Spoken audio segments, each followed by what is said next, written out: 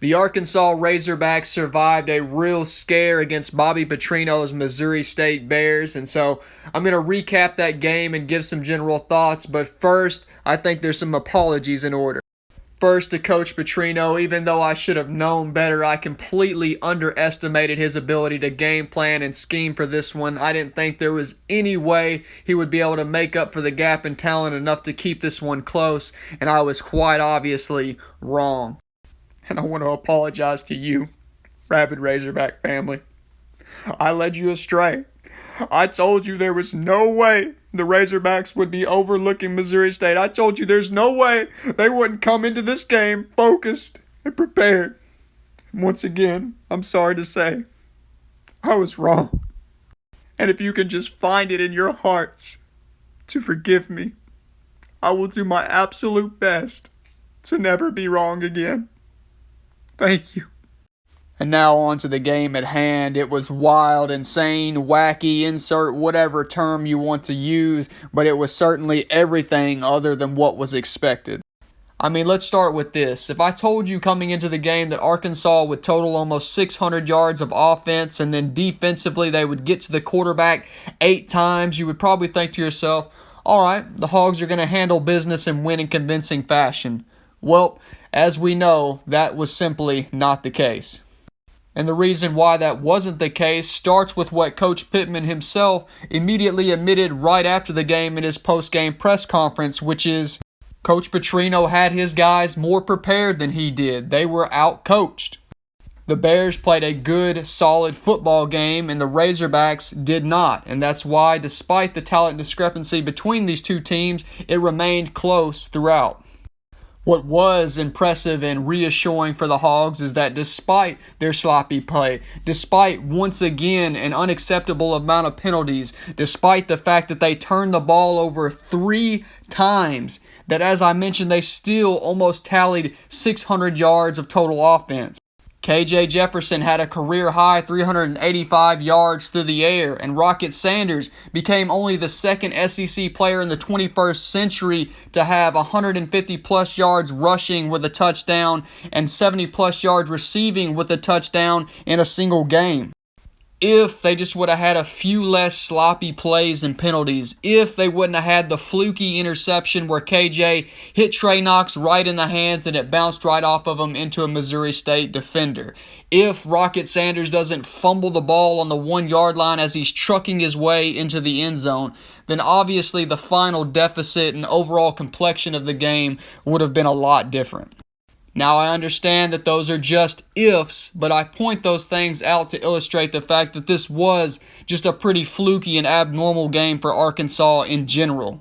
In most scenarios, I think the Hogs should have, could have, and would have won more comfortably, and I still believe, especially from an offensive standpoint, that they're going to be more than fine moving forward. Defensively, as I mentioned, they were able to tally 8 sacks in this game, which is the most they've recorded in a single game since 2012, and that bumped their total on the season to 17, which is currently the most in the entire country. However, with all that said, I'm going to discuss what my biggest concerns are moving forward after this game. The number one concern being, as I'm sure many of you can already guess, is still the secondary. It's really hard to tell what all is taking place on the field via a TV broadcast, but it just seems like far too often our guys look completely out of place in the secondary. I'm sure it's undoubtedly a culmination of things leading to these struggles, like the fact that we are blitzing more, which in turn is going to reduce the number of bodies you have on the back end to cover, but whatever the various causes may be, they have got to get them fixed and corrected. It's one thing to get beaten in the pass game because an offense is just making plays. It's an entirely different thing when you're getting beaten in the pass game because an offensive player is so wide open he can enjoy a bag of popcorn while he waits on the ball. Another concern I have is that for the 3rd straight game, we've had an unacceptable number of penalties. Both of these concerns are things that can and I believe will be improved upon, but the reality is, as of right now, they have not been. My last concern would be KJ in the pocket.